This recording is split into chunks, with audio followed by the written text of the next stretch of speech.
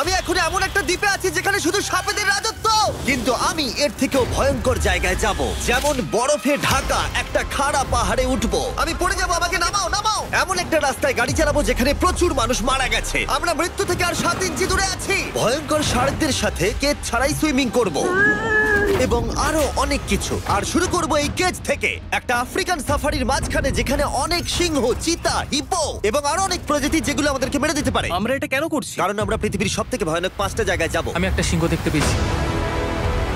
ও মাই god, এটা আমরা কেন করছি? আর যাতে সিংহরা আমাদের কাছাকাছি আসে তাই আমি অনেক মাংস এনেছি। ছড়িয়ে এবং কেজের চারপাশেও ঝুলিয়ে দেব।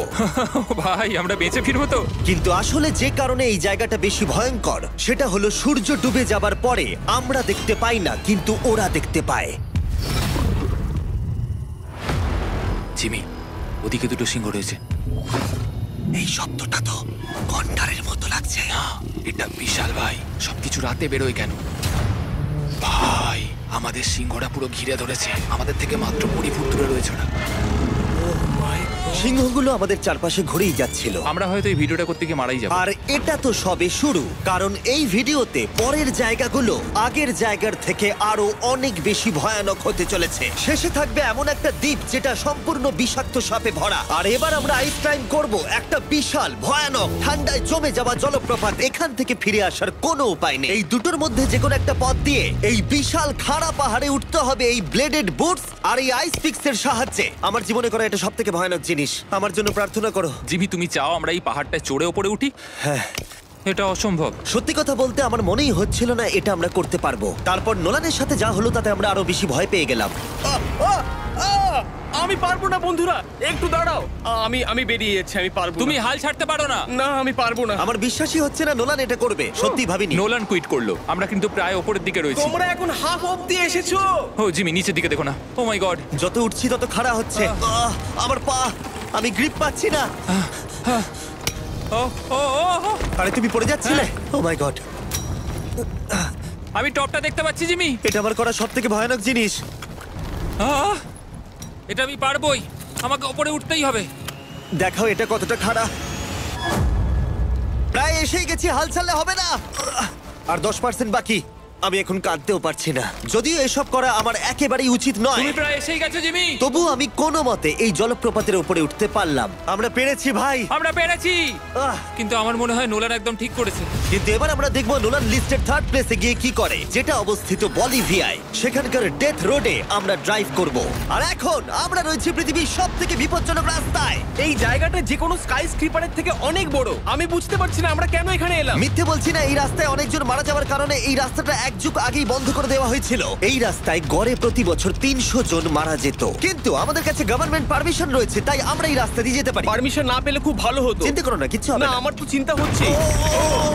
এবার বুঝতে পারছি কেন ডেথ রোড বলে। কিন্তু তুমি এমন চালাচ্ছ জানো এটা খুব সাধারণ রোড। ও। দেখো তোমার জীবন আমার হাতে রয়েছে, তাই তুমি এরকম না, তোমার জীবন আমার হাতে রয়েছে। দেখো স্টিয়ারিংটা মনে হচ্ছে কেঁপে উঠলো। ট্রেন থেকে হাত সরিও না। আমরা এখন মৃত্যু থেকে মাত্র 7 ইঞ্চি দূরে আছি। আমরা খাদের খুব কাছে রয়েছি। সাবধানে সাবধানে সাবধানে। বলছো নাকি? ও মাই ফ্ল্যাশ করছে? গড, আমার লাইফ ফ্ল্যাশ করছে, ফ্ল্যাশ করেই যাচ্ছে আচ্ছা, বারবার। আর যদি তোমরা ভাবো এটাই সবথেকে বিপজ্জনক, তাহলে বলে রাখি আমাদের রাস্তায় আরো 3টে বিপজ্জনক স্পট বাকি আছে। রাস্তা আস্তে আস্তে আরো সরু হয়ে যাচ্ছে। এই জায়গাটা কিন্তু খুব সাবধানে চালিও। Oh my God! দেখো ওই জায়গাটা টায়ার কিন্তু মাটিতে থাকবে না, দেখতে পাচ্ছো? হ্যাঁ, সেটা আমি দেখতে পাচ্ছি। ও মাই গড, দেখো খাদটা ও, কতটা দাঁড়াও। গভীর। নোলান, তুমি কি একটু গাইড করতে পারবে? অবশ্যই, গাড়ি থেকে নামতে পারলে খুবই খুশি হব। ও দেখো পড়ে যেও না ভাই। এটা কি? একবার দেখো খাতটা কতটা গভীর। সত্যি অনেক গভীর। এখান থেকে একটা হ্যাঁ, ওয়াটার এখান থেকে আমাকে বার করো। ঠিক আছে। এটা তো পাগলামো ভাই। আমাদের গাড়িটা খাদের একেবারে কিনারায়। গাড়ির চাকা এই গভীর খাদের একদম পাশ দিয়ে যাচ্ছে। এটা পাগলামো। সাবধানে, এই জায়গাটা ঢালও রয়েছে আর খুব স্লিপও আছে। এগিয়ে এসো। নোলান, তুমি একেবারেই ডিরেকশন দিতে পারো না। আসলে আমি এখন চেষ্টা করছি গাড়ি থেকে বাইরে থাকার। অত ভালো ডিরেকশন আমি দিতে পারি না। তুমি ভিতরে ঢুকে পড়ো, কিচ্ছু পারছো না তুমি। ঠিক আছে। তাড়াতাড়ি বসো, এবার আমি স্পিড তুলবো। নোলান, তুমি কি জানো এই রাইডে কি করলে বেশি মজা হবে? কি? আমাদের brand new festival creamy peanut butter cup খেলে। ও, আমি ভাবলাম তুমি বলবে গাড়ি আসতে চালালে। না, ও মাই ফগ গড। অনেকটাই বেড়ে যাচ্ছে, সামনে ঠিকঠাক দেখা যাচ্ছে না। রাস্তার বেশ কিছু অংশ একেবারেই সাধারণ, কিন্তু বলিভিয়াতে ওয়েদার খুব তাড়াতাড়ি চেঞ্জ হবার কারণে হঠাৎ প্রচুর কুয়াশা মৃত্যুদূত হিসেবে সামনে চলে আসে। আরে দাঁড়াও দাঁড়াও দাঁড়াও দাঁড়াও দাঁড়াও দাঁড়াও, আমরা ধারে চলে এসেছি। আমি ভালো করেছি তো? না, আর একটু হলে কিন্তু আমরা পড়ে যেতাম। খাদের খুব কাছে আছি। ঠিক আছে, তাহলে এদিক দিয়ে বের করি। ঠিক আছে। একটু দূর দিয়ে চলো। হ্যাঁ, আরে, ঠিক আছে। ওটা কিসের আওয়াজ হচ্ছে? আমরা অনেক কাছ দিয়ে যাচ্ছি। আমি ভাবলাম সবকিছু একসাথে মিক্স করি আর বের করি আমাদের নিজেদের ফেস্টিভ্যাল কাপ। এই কাপের সব থেকে ভালো জিনিস হলো আমরা পিনাট বাটার জার থেকে সরাসরি বের করে ইউজ করি। দেখো কতটা জ্যাব আছে, এটা দারুণ খেতে। এছাড়াও এর মধ্যে আমরা ফেস্টিভ্যালস চকলেট দিয়েছি। তোমরা হয়তো জানো না, ফেস্টিভ্যালস এর কৃষকদের আমরা যথেষ্ট পারিশ্রমিক দিই। আমরা ফেয়ার ট্রেড সার্টিফাইড বিন ব্যবহার করি। আমরা একেবারেই শিশু শ্রমিক সমর্থন করি না। ও মাই গড, এই তিনটে জিনিসই কোনো আমেরিকান চকলেট কোম্পানি করে না। নোলান, হ্যাঁ, এক যুগ তো কেটে গেছে, দেখে নাও ব্রিজটা ঠিকঠাক আছে কিনা। ঠিক আছে। আমি শিওর হতে চাই যে এটা ভেঙে পড়বে কিনা, কারণ আমি মরতে চাই না। নোলান, ব্রিজটা পরীক্ষা করো, সব ঠিক আছে? হ্যাঁ, ঠিক আছে। বিগ চকলেট তাদের কৃষকদের মজুরি কম দেয় আর শিশুদের দিয়ে কাজ করায়। শুধুমাত্র পশ্চিম আফ্রিকাতেই লক্ষ লক্ষ শিশু শ্রমিক রয়েছে যারা কোকো ফার্মে কাজ করে। তাই তোমাদের এটা খাওয়া উচিত শুধুমাত্র স্বাদে দারুণ বলেই নয়, বরং চকলেট ইন্ডাস্ট্রিকে একটা বার্তা দেওয়ার জন্য। তোমাদের কৃষকদের যথেষ্ট পারিশ্রমিক দাও আর শিশু শ্রমিক প্রতিকার করো। এটা তো পাগলামো ভাই। আমরা ডেথ রোড সার্ভাইভ করলাম। এখন অবধি আমরা সার্ভাইভ করেছি, কিন্তু পরের বোনাস প্লেসে কার্ল আর নোলান শার্কে ঘেরা সমুদ্রের একেবারে মাঝখানে যাবে।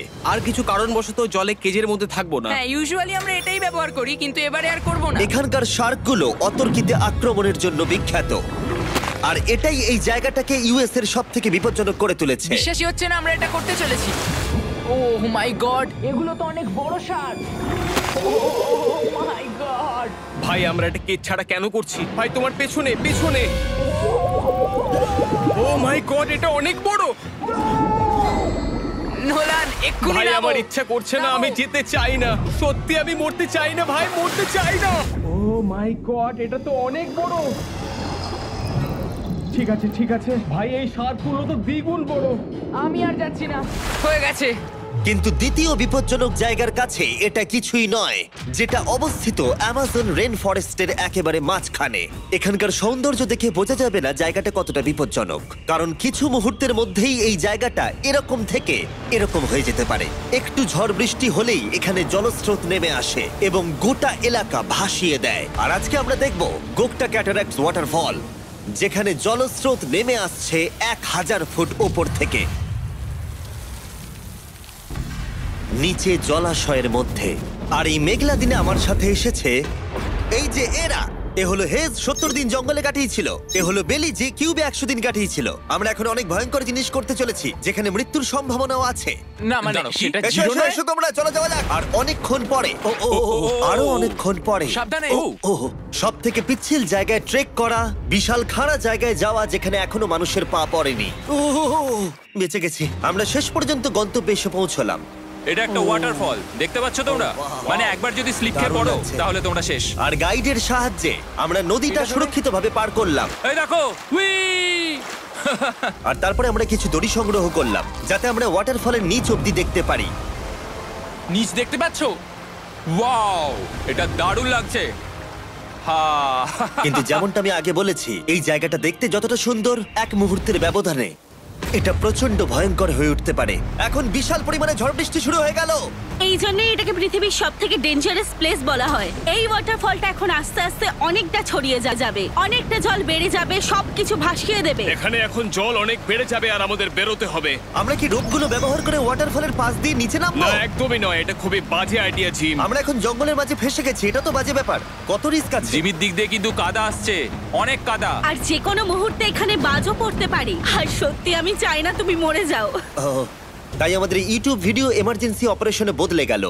একটাই উপায় আমরা বেরোতে পারবো, একই পিচ্ছিল এবং খাড়া পথ দিয়ে আমাদের ফিরতে হবে। আর কিছুক্ষণ বৃষ্টি হলে এই জলস্রোত সবকিছু ভাসিয়ে দেবে। তোমরা দেখতে পাচ্ছ জলের পরিমাণ অনেকটা বেড়ে গেছে, আমাদের রাস্তাও ব্লক হয়ে গেছে। আমাদের এই দড়ির সাহায্যে বেরোতে হবে, অনেকটা সময় লাগছে।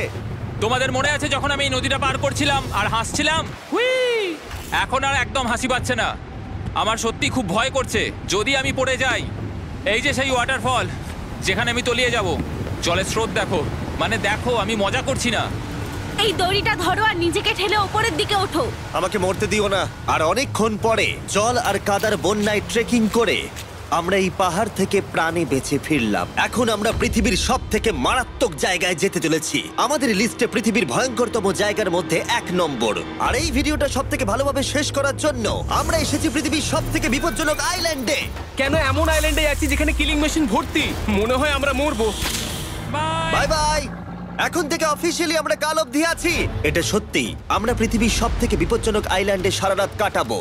আর আমাদের প্রতি পদক্ষেপে থাকবে অজস্র সাপ। শুধুমাত্র স্পেশালাইজড পোশাক আমাদের বাঁচাবে এই সমস্ত ভয়াবহ বিষধর সাপের হাত থেকে। যে কোনো জায়গায় সাপ থাকতে পারে, তাই না? হ্যাঁ, জিমি, কি হবে যদি কোনো সাপ আমাদেরকে কামড়ে দেয়? বেসিক্যালি যেই বিষ তোমাদের রক্তে এসে মিশবে, তোমাদের স্কিনের কালার চেঞ্জ হয়ে যাবে আর 1 ঘন্টার মধ্যে তোমরা মারা যাবে। এটা খুবই ভয়ের বিষয় যে আমি যে কোনো সেকেন্ডে মরে যেতে পারি। এটা পাগলামো ভাই। গোটা আইল্যান্ডটা কিলিং মেশিন দিয়ে ভর্তি। এটা কিন্তু দারুণ ব্যাপার।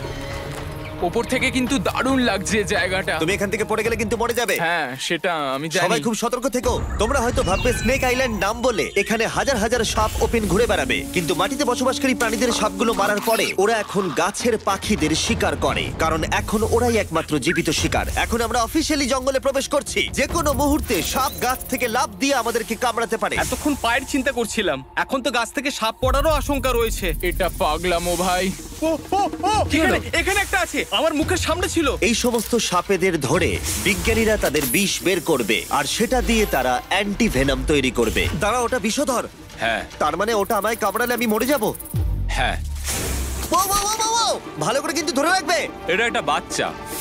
ও না না, এ তো হারিয়ে গেল। তুমি এটাকে ফেলে দিলে? না, পালিয়ে গেল। এটা পালিয়ে গেল। কিন্তু তুমি, মানুষটা সাপটাকে এমন ভাবে ফেললো যেন আমি আমার ফোন ফেলেছি। যত আমরা জঙ্গলের গভীরে ঢুকছি, ঝোপঝাড়গুলো খুব ঘন, আমি আমার সামনে 2 ফুটও দেখতে পারছি না। যে কোনো জায়গায় সাপ থাকতে পারে। আরো বেশি সাপ দেখতে পাচ্ছি। এখানে ও, একটা ও, ও। আর ওখানে একটা। এবার কিন্তু ছাড়বে না, ঠিক আছে? ঠিক আছে। তাড়াতাড়ি ভিতরে ঢুকিয়ে দাও। এই সাপের বিষ কতজন মানুষের জীবন বাঁচাতে পারে? প্রায় 1000 জনের। ও, এটা তো অসাধারণ। সারা বিশ্বের যত অ্যান্টিভেনম পাওয়া যায় তার 90% ব্রাজিল থেকেই পাওয়া যায়। তার মানে হলো যতগুলো সাপ আমরা ধরবো তত হাজার মানুষের জীবন বাঁচবে। জিমি, ওখানে আরেকটা সাপ রয়েছে। ও মাই গড, এটা তো বিশাল। আমরা অনেক খুঁজে পাচ্ছি, ওরা বাইরের দিকে তাই আসছে। দিনের বাকিটা সময় আমরা এই বিষাক্ত সাপগুলোকে ধরতে সাহায্য করলাম। এমনকি আমরা বিজ্ঞানীদের রিসার্চেও সাহায্য করলাম। দেখো, এই সাপটা মাটি থেকে 15 ফুট উপরে রয়েছে, আর সায়েন্টিস্টরা আমাদের গাছটাকে নাড়াতে বললো যাতে এটা নিচে পড়ে যায়। এই গাছগুলোর নিচে আমি কখনোই ক্যাম্পিং করব না। ও তো একটুও নড়ছে না। অনেকগুলো জীবন বাঁচাতে হলে আমাদের অ্যান্টিভেনম দরকার। অন্ধকার ঘন হয়ে এলে আমরা সার্ভাইভ করার দিকে মন দিলাম। এবার ক্যাম্পিং এর সময়। ক্যাম্প সেটআপ হয়ে গেল, যদিও আমি সত্যিই জানি না এই ক্যাম্পগুলো স্নেক প্রুফ কিনা। আমরা এখন ঘুমোবো সাপেদের মাঝে। একটু ভয় লাগছে। এখন আমরা ঘুমোবো আর আশা করব আমাদের টেন্টে কোনো সাপ ঢুকে পড়বে না। খুবই ভয় লাগছে। আমি বাড়িতে গিয়ে শান্তিতে ঘুমোতে চাই। তাই আমাদের মনে একটাই চিন্তা ঘুরপাক খাচ্ছিল, যত তাড়াতাড়ি সম্ভব এখান থেকে বেরোতে হবে। আমি শুধু বাড়ি যেতে চাই।